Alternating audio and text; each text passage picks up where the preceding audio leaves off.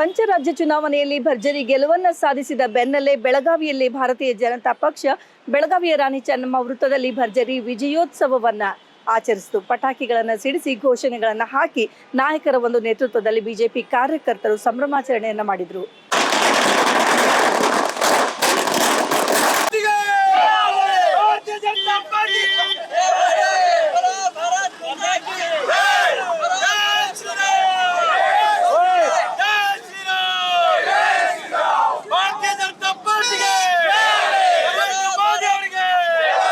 ಇವತ್ತಿನ ದಿನ ಭಾರತೀಯ ಜನತಾ ಪಕ್ಷ ನಮ್ಮ ಭಾರತದ ನೆಚ್ಚಿನ ಪ್ರಧಾನಮಂತ್ರಿ ಸನ್ಮಾನ್ಯ ಶ್ರೀ ನರೇಂದ್ರ ಮೋದಿಜಿ ಹಾಗೂ ನ್ಯಾಷನಲ್ ಅಧ್ಯಕ್ಷರಾದಂಥ ನಿತಿನ್ ನವೀನ್ ಜಿ ಇವರ ಒಂದು ನೇತೃತ್ವ, ಇವರ ಒಂದು ಸಂಘಟನಾತ್ಮಕ ವಿಚಾರದಿಂದ ಇವತ್ತಿನ ದಿನ ಭಾರತೀಯ ಜನತಾ ಪಕ್ಷ ಪಶ್ಚಿಮ ಬಂಗಾಳ, ಪಾಂಡಿಚೇರಿ ಹಾಗೂ ಅಸ್ಸಾಂನಲ್ಲಿ ಬಹುಮತದಿಂದ ಇವತ್ತು ಗೆಲುವನ್ನು ಕಂಡಿದೆ. ಭಾರತದ ಎಲ್ಲರೂ ಕಣ್ಣು ಕೂಡ ಪಶ್ಚಿಮ ಬಂಗಾಳ ಕಡೆ ಇತ್ತು. ಆದರೆ ಇದೊಂದು ಐತಿಹಾಸಿಕ ವಿಜಯ ಅಂತ ನಾವು ಹೇಳ್ಬೋದು. ಪಶ್ಚಿಮ ಬಂಗಾಳದ ವಿಜಯ ಇದು ಐತಿಹಾಸಿಕ ವಿಜಯ. ಈ ಒಂದು ಪಶ್ಚಿಮ ಬಂಗಾಳದ ಎಲ್ಲ ಅಭ್ಯರ್ಥಿಗಳಿಗೂ ನಾನು ಅಭಿನಂದನೆ ತಿಳಿಸುತ್ತಾ ಅಲ್ಲಿ ಎಲ್ಲ ಮತದಾರ ಬಂಧು ಹಾಗೂ ಭಗಿನಿಯರಿಗೆ ಧನ್ಯವಾದವನ್ನು ಹೇಳ್ತಾ ಇದ್ದೇನೆ.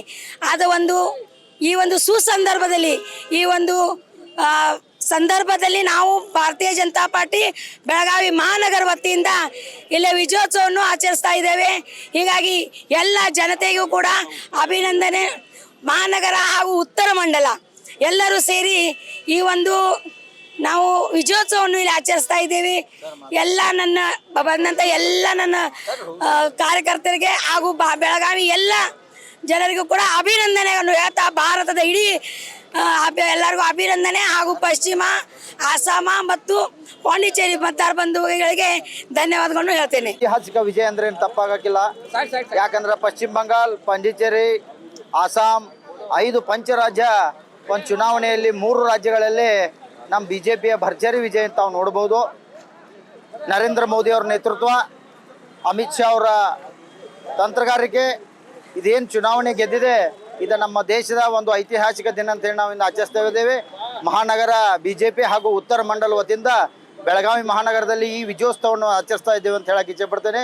ನರೇಂದ್ರ ಮೋದಿ ಅವರಿಗೆ ಮತ್ತೊಮ್ಮೆ ದೇಶದ ಜನರ, ಪಶ್ಚಿಮ ಬಂಗಾಳದ ಜನತೆಗೆ ಮತ್ತೊಮ್ಮೆ ಧನ್ಯವಾದ ಅರ್ಪಿಸುತ್ತಾ, ಏಕೆಂದರೆ ಪಶ್ಚಿಮ ಬಂಗಾಳದ ಇಡೀ ದೇಶದ ಜನರ ಚಿತ್ತ ಪಶ್ಚಿಮ ಬಂಗಾಳ ಕಡೆ ಇತ್ತು. ಅದು ವಿಜಯ, ಭರ್ಜರಿ ವಿಜಯ ಆಗಿರೋದ್ರಿಂದ ಪಶ್ಚಿಮ ಬಂಗಾಳ ಜನತೆಗೆ ಮತ್ತೊಮ್ಮೆ ಧನ್ಯವಾದ ಅನ್ನಿಸ್ತೇನೆ. ನಮಸ್ಕಾರ.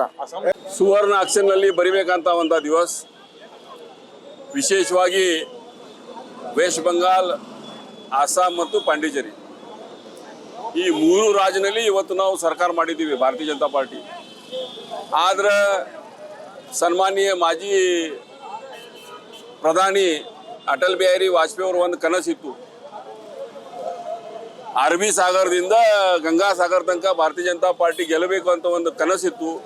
ಆ ಕನಸನ್ನು ಇವತ್ತು ಆತು ಅಂತ ಹೆಮ್ಮೆಯಿಂದ ಇವತ್ತು ಹೇಳ್ಬೋದು. ಅದಕ್ಕೆ ನಾವು ಎಲ್ಲ ವೆಸ್ಟ್ ಬಂಗಾಳ ಜನರಿಗೆ, ಅಭ್ಯರ್ಥಿಯವ್ರಿಗೆ ಅಭಿನಂದನೆ ಮತ್ತು ಧನ್ಯವಾದ ಸಲ್ಲಿಸ್ತೀವಿ. ಜೊತೆ ಪಾಂಡಿಚೇರಿ ಮತ್ತು ಅಸ್ಸಾಂ ಈ ಎಲ್ಲ ಜನರಿಗೆ ನಾವು ಅಭಿನಂದನೆ ಧನ್ಯವಾದ ಸಲ್ಲಿಸ್ತೀವಿ. ಯಾಕಂದ್ರೆ ಹಿಂದುತ್ವವಾದಿ ಒಕ್ಕಟ್ಟಾಗಿ ತುಷ್ಟೀಕರಣ ಬಿಟ್ಟು ಒಕ್ಕಟ್ಟಾಗಿ ನೀವು ಎಲ್ಲರೂ ವೋಟಿಂಗ್ ಮಾಡಿರಿ. ಅದಕ್ಕೆ ನಾವು ಇವತ್ತು ಸರ್ಕಾರ ಮಾಡಲಿಕ್ಕೆ ಸಾಧ್ಯ ಆಯ್ತು. ಅದಕ್ಕೆ ನಿಮ್ಮ ಎಲ್ಲರಿಗೂ ಅಭಿನಂದನೆ, ಧನ್ಯವಾದಗಳು.